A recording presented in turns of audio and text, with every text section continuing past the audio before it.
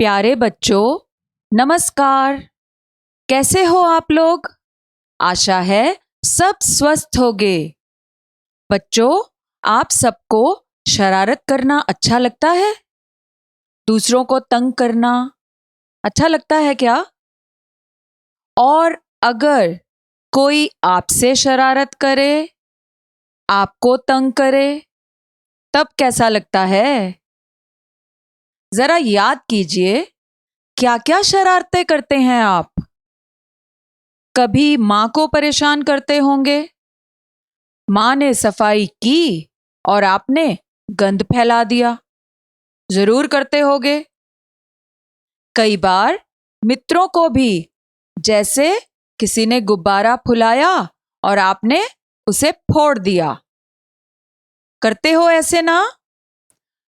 तो बच्चों, आज हम जो कहानी पढ़ने वाले हैं, उसमें भी कोई शरारती है। लेकिन आपको जानकर हैरानी होगी कि वह शरारती कौन है। वह है आसमान, जो एक बूढ़ी अम्मा से शरारतें करता है। तो आइए पढ़ते हैं आपकी पाठ्य पुस्तक रिमझिम भाग 3 का तीसरा पाठ, चांद वाली अम्मा। तो ध्यानपूर्वक सुनिए और देखिए कि आसमान क्या क्या शरारतें करता है। बहुत समय पहले की बात है। एक बूढ़ी अम्मा थी, बिल्कुल अकेली। उसका अपना कोई न था। घर का कामकाज उसे खुद ही करना पड़ता था। सुबह उठकर कुएं से पानी लाना, खाना बनाना आदि। उसके साथ एक परेशानी थी। वह रोज सुबह उठकर जब घर में झाड़ू लगाती, तब तक तो सब ठीक रहता, पर जैसे ही वह आंगन में जाती और झाड़ू लगाने के लिए झुकती, तभी आसमान आकर उसकी कमर से टकराता। अम्मा उसे घूर कर देखती तो वह थोड़ा हट जाता। फिर वह जैसे ही दोबारा झुकती, आसमान फिर अपनी हरकत दोहराता। 1 दिन, 2 दिन, 3 दिन लगातार यही क्रम चलता रहा। अम्मा झाड़ू लगाए और आसमान उसे तंग करे। एक दिन कुएं पर पानी भरने को लेकर अम्मा का किसी और से झगड़ा हो गया। अम्मा जरा गुस्से में थी। वह झाड़ू उठाकर आंगन में गई और जैसे ही झुकी, आसमान ने अपनी आदत के अनुसार उसे फिर छेड़ा। अम्मा ने आव देखा ना ताव और कसकर एक झाड़ू आसमान को दे मारी। आसमान झट हट गया, पर वह भी अपनी आदत से मजबूर था। दूसरी बार फिर अम्मा के झुकते ही टक्कर मारने लगा। अम्मा ने फिर पूरी ताकत से उस पर वार किया। आसमान को शरारत सूझी। इस बार उसने झाड़ू पकड़ ली। उधर अम्मा भी झाड़ू पकड़े थी। रस्सा कशी शुरू हो गई। झाड़ू का ऊपर वाला हिस्सा आसमान पकड़े हुए था, तो नीचे वाला अम्मा। दोनों छोड़ने को तैयार नहीं थे। अम्मा चिल्लाई, छोड़ मेरा झाड़ू, मेरे पास एक यही झाड़ू है। तब भी आसमान ने नहीं छोड़ा। बूढ़ी अम्मा कब तक रस्साकशी करती? थक गई। आसमान ने झाड़ू खींचना नहीं छोड़ा। अब वह झाड़ू के साथ ऊपर उठने लगा। उसके साथ साथ झाड़ू पकड़े हुए अम्मा भी ऊपर जाने लगी। वह चिल्लाई, मुझे नीचे छोड़ दे। आसमान ने कहा, अम्मा, अब मैं तुम्हें नहीं छोड़ूंगा, ले चलूंगा ऊपर, वहीं झाड़ू लगाना। अम्मा अब झाड़ू नहीं छोड़ सकती थी, क्योंकि वह बहुत ऊपर पहुंच चुकी थी। तभी उसे वहां चांद दिख गया। झट अम्मा ने पैर बढ़ाया और चांद पर चढ़ गई, पर झाड़ू नहीं छोड़ी। आसमान को फिर शरारत सूझी। उसने सोचा, अम्मा तो चांद पर चढ़ गई है, यदि चांद उसकी मदद करेगा तो मैं हार जाऊंगा, इसे यहीं रहने दूं। ऐसा सोचकर उसने झाड़ू छोड़ दिया। अम्मा झाड़ू सहित चांद पर रह गई। वह इतनी थक गई थी कि झाड़ू पकड़े पकड़े ही चांद पर बैठ गई। आसमान ऊपर चला गया। उस दिन से आज तक बूढ़ी अम्मा झाड़ू पकड़े चांद पर बैठी है। तो बच्चों, कैसी लगी कहानी? मजेदार थी ना? बहुत अच्छा। आप भी ऐसे ही शरारतें करते हैं ना? अवश्य करते होंगे। अच्छा, चलो देखते हैं आपको कहानी में कितना कुछ समझ आया। अच्छा बताइए कि बूढ़ी अम्मा को चांद पर कौन लेकर गया था? तारे, आसमान, हवा या इनमें से कोई नहीं? सही उत्तर चुनकर बताइए। उत्तर क्या है बच्चों? आसमान। बिल्कुल सही। अच्छा, अब यह बताइए, अम्मा के साथ घर में और कौन कौन रहता था? विकल्प सुनिए। बेटा बेटी, पति, अकेली या पूरा परिवार? उत्तर क्या है बच्चों? अकेली। हाँ, अम्मा अकेली रहती थी। अच्छा, जरा ये प्रश्न तो देखो, चांद वाली अम्मा के पास कितने झाड़ू थे? 2, 4, 1 या 3? क्या उत्तर है? बिल्कुल सही, 1 झाड़ू था केवल। अच्छा बच्चों, अम्मा को आसमान जब ऊपर खींचकर ले गया तो वह कहां बैठ गई? बताइए, कहां बैठी थी? चांद पर, किसी ग्रह पर, सूरज पर या इनमें से कोई नहीं? क्या है उत्तर? चांद पर। ठीक है। अच्छा बताओ, जब बूढ़ी अम्मा आसमान में जा रही थी तो उसने आसमान को मनाने की कोशिश कैसे की? चिल्लाकर, घबराकर, गुस्सा करके या इन सब तरीकों से? उत्तर क्या है? इन सब तरीकों से। बिल्कुल सही। क्योंकि जब अम्मा ने नीचे से झाड़ू पकड़ी थी और ऊपर से आसमान ने पकड़ी थी तो बेचारी चिल्लाई भी, घबराई भी और गुस्सा भी किया, है ना? अब मैं आपके सामने कुछ शब्द रख रही हूं। आइए मिलकर इन्हें समझने और वाक्यों में प्रयोग करने की कोशिश करते हैं। पहला शब्द है रस्साकशी। क्या होता है? बच्चों, रस्साकशी एक खेल होता है जिसमें 2 तरफ से लोग रस्सी को खींचते हैं। आपने कभी देखा है यह खेल? स्कूल वापस जाओगे ना तो जरूर खेलना। बहुत बढ़िया खेल होता है। अच्छा, वाक्य बनाइए रस्साकशी का। रस्साकशी के खेल में मेरी कक्षा ने दूसरी कक्षा को हरा दिया। बहुत मजेदार खेल है। अगला शब्द देखिए, आसमान। यह तो बहुत आसान है, यह तो आप बना सकते हो। बनाइए वाक्य। आसमान में काले बादल छाए हैं। हाँ जी, कुछ और भी आप बना सकते हो। कई वाक्य बनाइए। अगला देखिए, चिल्लाना। जब मेरे भाई ने मुझे पीटा तो मैं चिल्लाने लगा। आपके साथ भी तो जरूर ऐसा कभी होता होगा।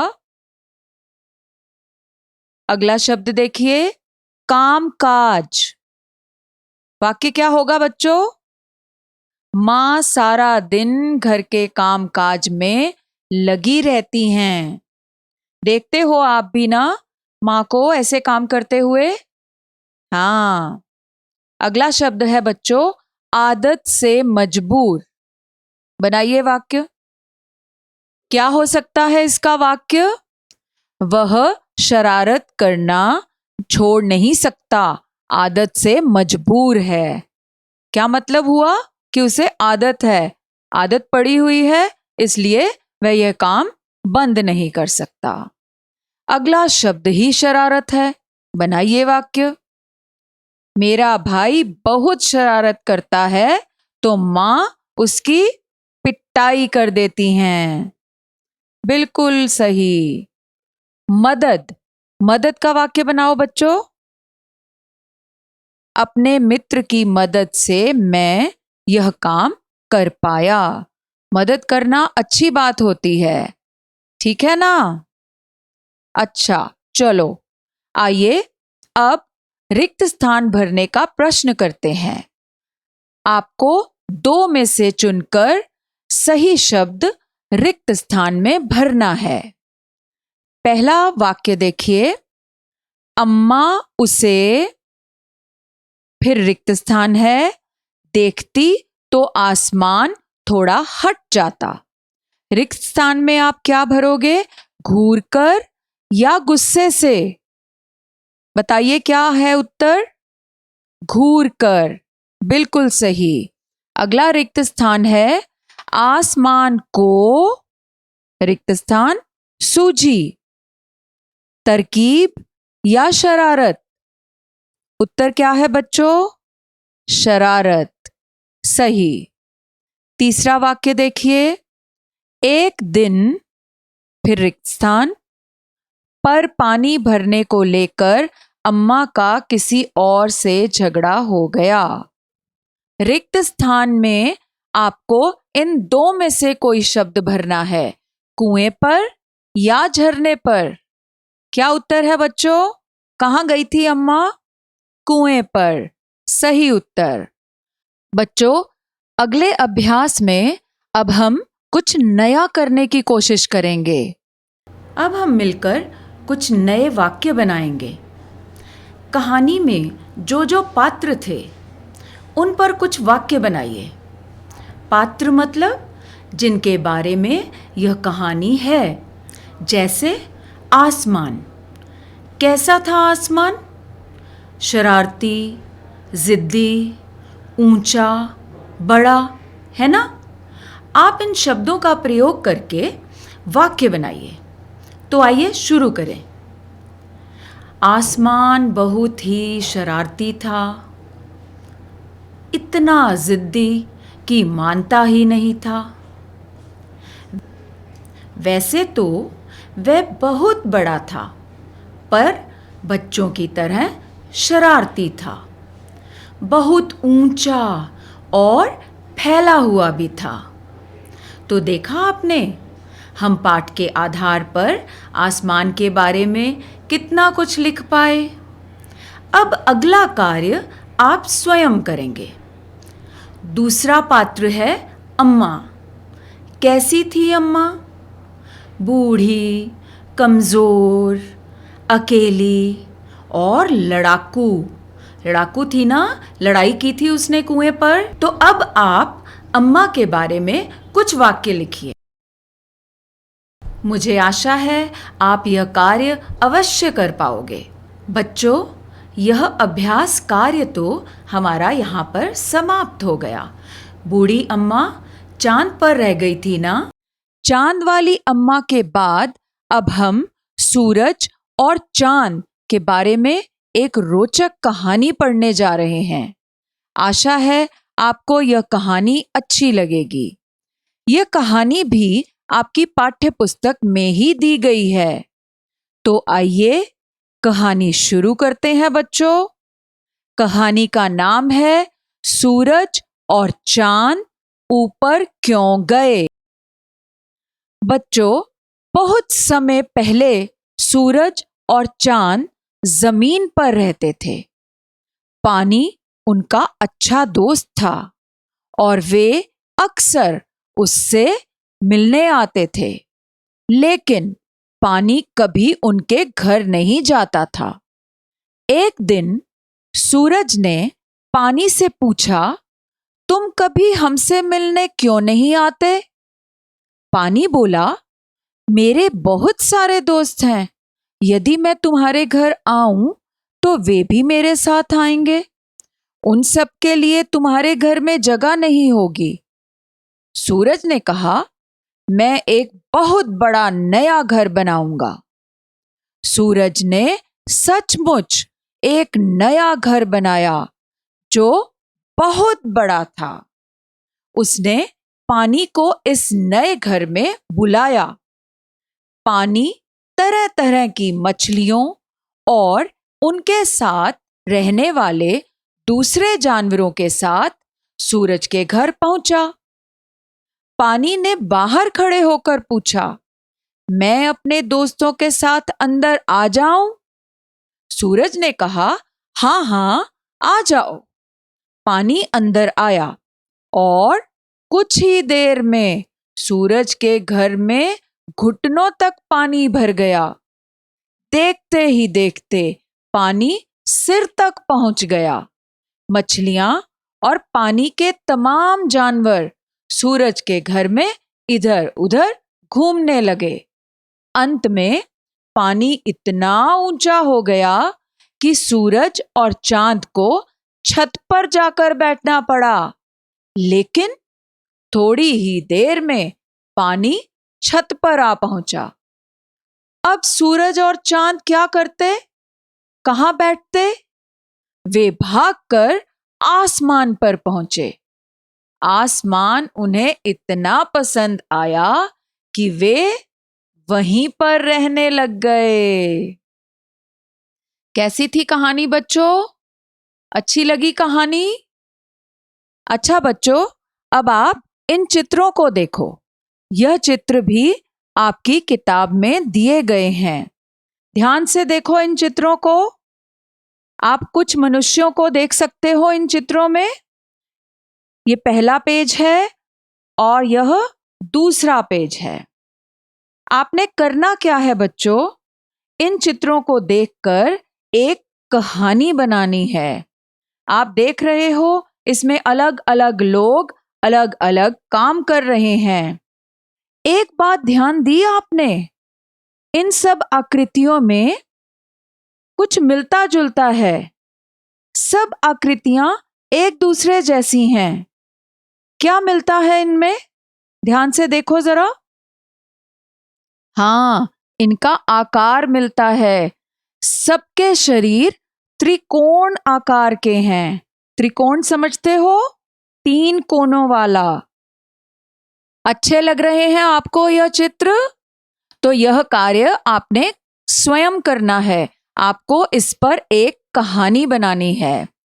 तो बच्चों, आपको मैं एक बात और बता दूं कि यह जो चित्र आप देख रहे हो, यह चित्र महाराष्ट्र की वर्ली शैली में है। वर्ली शैली का क्या मतलब है? महाराष्ट्र में रहने वाले कुछ लोग इस शैली में इस तरीके से चित्र बनाते हैं और बहुत सुंदर चित्र बनाते हैं। और उनकी यह कला आजकल पूरे विश्व में फैल चुकी है और पूरे विश्व के लोग इसे बहुत पसंद करते हैं। तो आज हमने एक कहानी पढ़ी जिसका नाम था चांद वाली अम्मा। इस कहानी का नाम चांद वाली अम्मा क्यों है? बता सकते हो? हाँ हाँ, बताओ। क्योंकि वह अम्मा चांद पर ही रह गई थी। हाँ, और क्या पढ़ा हमने?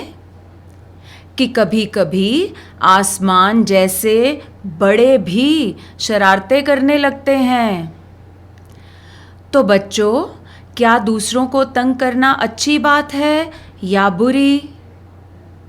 थोड़ी बहुत शरारत तो ठीक है, पर किसी को ज़्यादा तंग करें तो वह परेशान हो सकता है। अब आपके करने के लिए मैंने कुछ काम बताया था। क्या था वह? याद है आपको? आपने अपनी पुस्तक में दिए गए वर्ली शैली के चित्रों को देखकर एक कहानी बनानी है। आशा है आप यह काम जल्दी से कर लेंगे। तो अब आज का पाठ यहीं समाप्त होता है। खुश रहिए, स्वस्थ रहिए और खूब अच्छे से पढ़ाई करिए। नमस्कार बच्चों।